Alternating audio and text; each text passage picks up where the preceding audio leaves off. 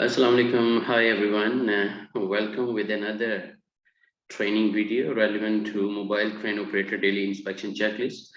The reason behind making this video is whenever I visited several companies, especially in oil and gas or even in construction as an auditor, as a safety auditor, and most of the time I noted all the checklists they have 100% takes. And the moment I ask, how come, a crane or a forklift or any other heavy equipment is 100% accurate without any issues, and every time for the last 90 days or maybe one 80 days, even for the last 6 months as well. So there wasn't any valid answer from their side. So even in one of the case, I noted, the forklift operator, he was not even familiar what he's ticking, because what he mentioned, I don't know English. And then why you are ticking? Because the safety management, they simply told me to tick, tick, tick, and send one copy to us for our record. So filling the value of files is not a safety at all, actually. And creating fake records or not stopping on each point and thinking and validating that exactly that point which I'm ticking is well done and implemented. No need, sometime. What's the benefit of those records, actually? And on the other side, if you share these records with your customers or the third party auditors, they'll definitely consider this company as a lawyer. And the liar means no more trust.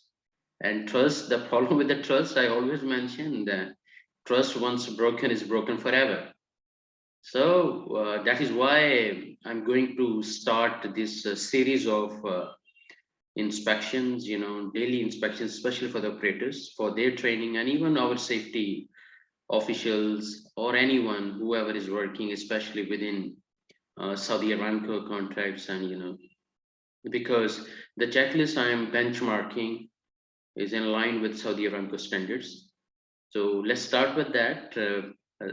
We always studied in the books, honesty is the best policy. But now, to be very honest, let me claim honesty is the only policy. So you have to be honest. It's not like just ticking, ticking, and making sure, all is done. And on the other side, even you're not familiar what you're ticking at all.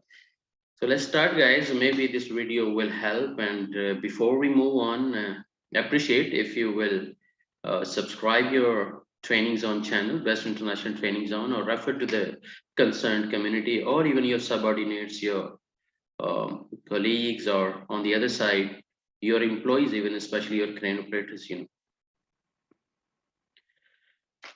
So this is the checklist as per Saudi Aramco GI 7.028. Aramco have plenty of GIs for everything almost.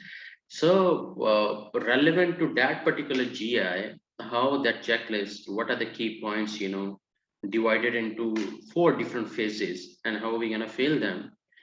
Now, the most important part is the crane operator's badge number. We surely have to mention, and the supervisor's badge number. Whenever you get approval from Saudi Aramco as a professional, they issue you a badge number. Same way the vendor ID for the contractors.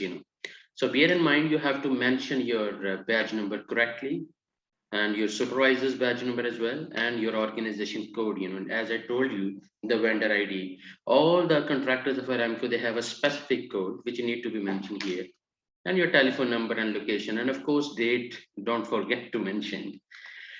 Who's the manufacturer of this crane and equipment number, model, capacity? You will get this. There is always some plate available, quite displayed, on the crane itself. Carrier and hours meter start, hours meter finish, and of course you can mention, the hour meter start of the crane as well. So 4 phases are there of this inspection. Like phase 1 is pre start walk around checks. We also have phase number 2, like engine startup checks. And phase 3 is crane safety devices like hydraulic systems checks. And number 4 is all about the review that somebody have to review, like you're gonna sign as an operator.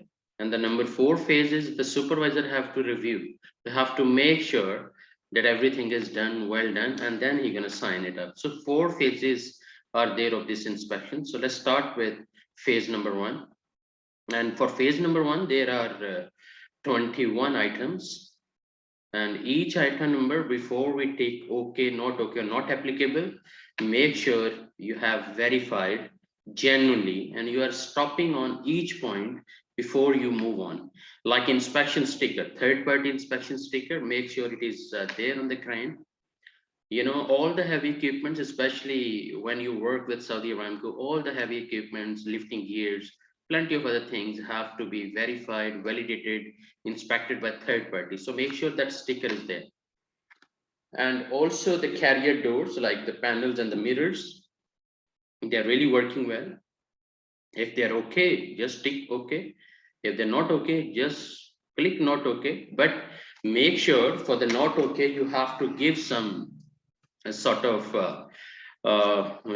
explanation for the deficiency, why that point is not there. Like if inspection sticker is missed, what is the deficiency? Explain that deficiency, And on the other side, the spark arrestor number 3 and under chaser leak checks, you can check air reservoir and also tie condition, pressure, thread side walls. But make sure before you tick okay, double check it is well done. It's not a fake tick. And also deck housekeeping leaks, coolant level, especially for the radiator, and also engine oil level, engine oil leak checks. Quite simple things, but before you take, make sure it is a genuine tick. Now, coolant level, engine oil leak checks, wire rope condition, drum lay, and also sheaves, hook, block, headache ball, and also swing away jib. Cab like doors, glass, mirror, housekeeping, seat belt is there. And seat belt is not like is available. Even seat belt must also be buckling up actually. Like it should be functioning accurately and well, without any issues. Now load chart, make sure it is available and accessible, readable. The ink shouldn't be faded, it shouldn't be dirty enough. So load chart accessible and readable. Readable is more important here. And fire extinguisher like mounted inspectant and hydraulic oil level, and battery terminals like cables and electrolytes, and also fan belts. So 21 points are there for phase 1, like pre-start work around checks. So once your part 1, like the phase 1 is completed, then you have to go for phase 2, like engine startup checks, and it also have 13 points. And you just start the engine and make sure it is getting started without any issues, no weird sound, nothing. Okay, voltmeter, ammeter, and also a tachometer are working well. Signals, all four-way flashers like switch, beacon lights, they are working well. And horn lights and wipers, they should also be working well. Engine oil pressure gauge, transmission converter temperature gauges are there, engine coolant temperature gauges, fuel gauge level, and braking system, transmission oil level, that should also be checked, and air filter, restriction condition, hydraulic filter condition, suspension system should also be verified. And these are the 13 points of engine startup checks. I repeat again, before you tick OK, make sure there isn't any problem with those points, Now, on the third phase is crane safety devices, like hydraulic systems checks. So what we total 10 points are there for the phase 3. Anti-2 block, like 2 block damage prevention. Make sure that is okay enough. Rated capacity, load limit, like RCL, is also working well. And outer rigger like stabilizers, float pads, bubble check, steering system, rear axle acceleration on also lockout system, and boom extension, lift controls, lift operation. This is 3.7, and hoist controls, hoist operations 3.9. The second last is positive swing, lock swing control operations, and backup alarm. Even though these things looks very simple, points looks very simple, but still on a daily basis, before even you start that crane and during the startup, and also double check all their devices relevant to the crane.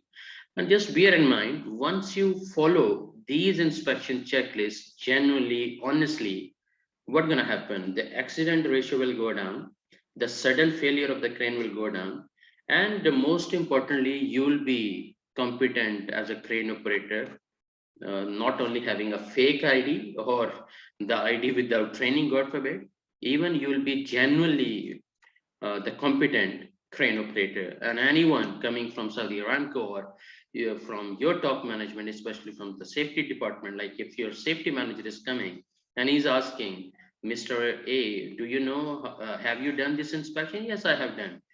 And now they start asking some questions, and then you have no choice to say you don't know, because that is your baby. The crane belongs to you. You are the activity owner. This is your property, to be very honest, because 8 hours or 12 hours through the ship you are operating it. So accept the ownership and make sure all the way around this crane is safe and sound. And there are plenty of other safety instructions, like make sure, if you're required the rigor level 1, like you are lifting more than 40 tons or in hazardous areas, the lifting operations are going on, then make sure that rigor level 1 is also part of your team. The signal man should also be knowledgeable. The area need to be barricaded. Overhead power lines, underground power lines, and also excavated areas nearby the buildings.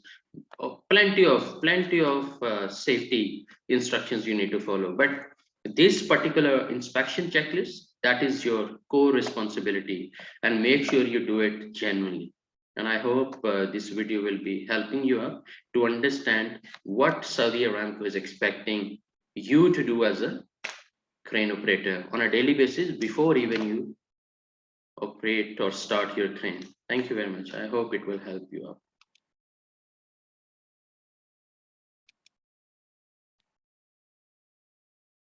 Okay guys, bye bye.